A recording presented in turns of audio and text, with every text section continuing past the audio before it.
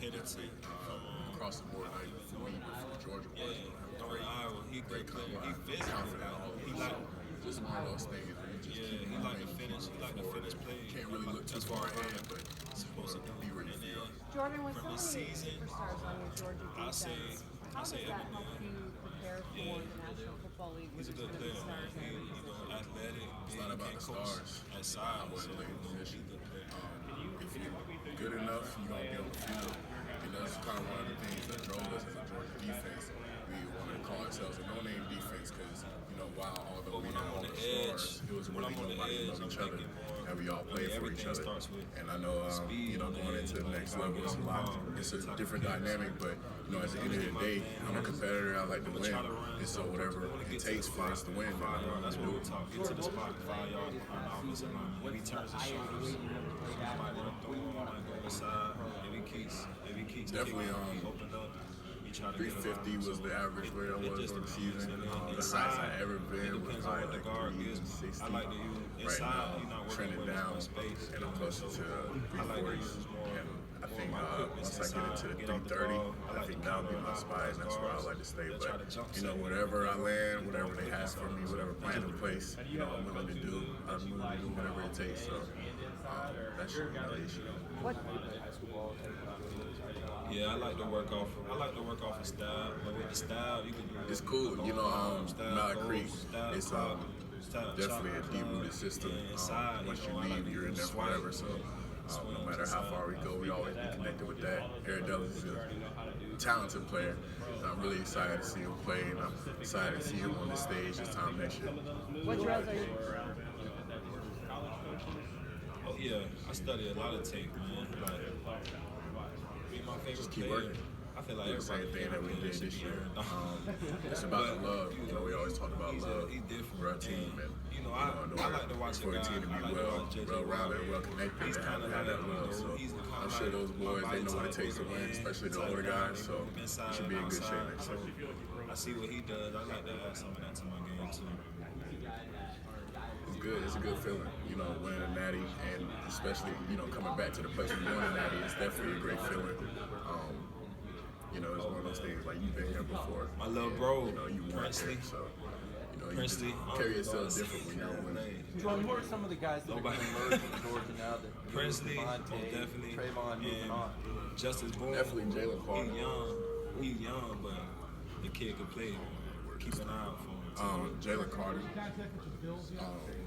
With the Bills, not with the Bills. Those guys, and a few freshmen that's gonna step up and do their thing. And honestly, I feel like I could play. I feel like I could play in any scheme.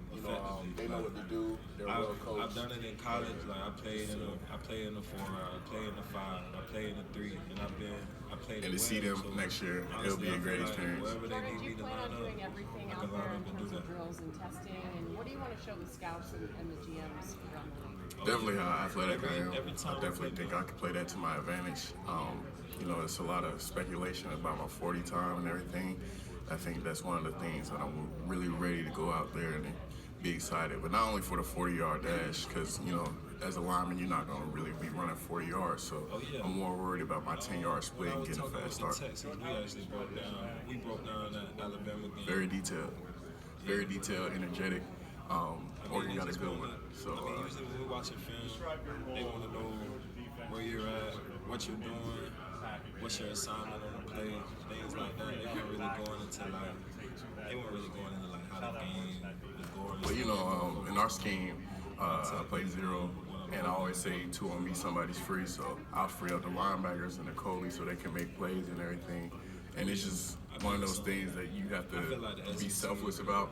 You're not going to make every play, especially at that nose position. But if you can do anything to influence the play, then that would be pretty good. SEC championship against last year, games against Georgia, LSU, teams like that. I feel like those games. At first, I decided against it, but eventually, I kind of flew into it.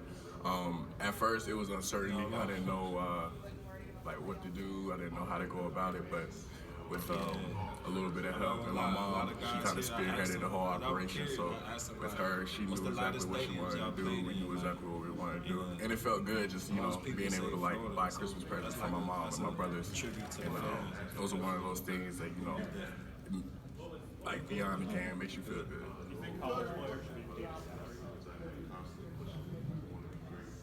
It's not my place. Yeah, what do you have to show the NFL teams to make them believe you can play on all 3 downs?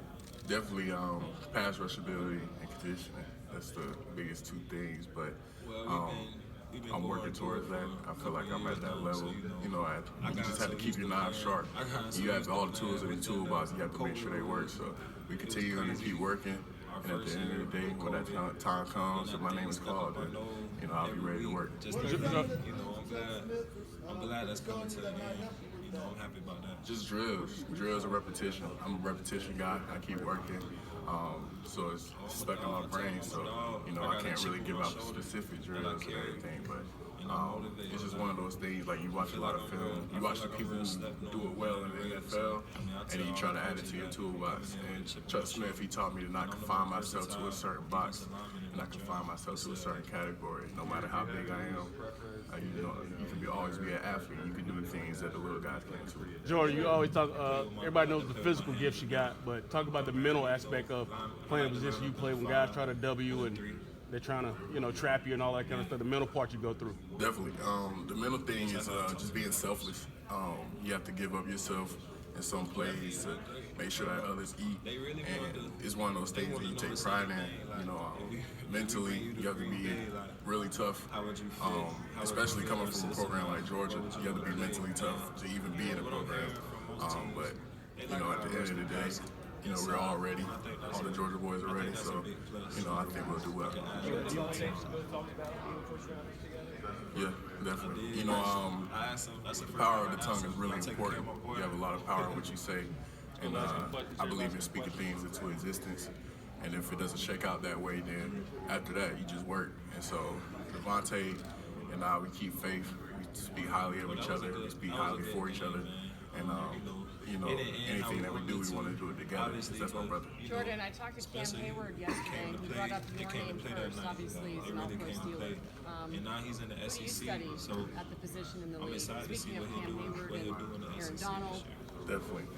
All those guys, but one person that I really honed in was John Henderson from Jacksonville Jaguars. Very old name, and not a lot of kids say that nowadays, but he's just one of those guys when I first started watching football that I was drawn to, and he's one of those guys that I study. We're compatible in stature and size, but it's just he's in my eyes, he's one of the greats. Jordan, you mentioned John. He's another Outland Trophy winner, an interior defensive lineman in addition to been there.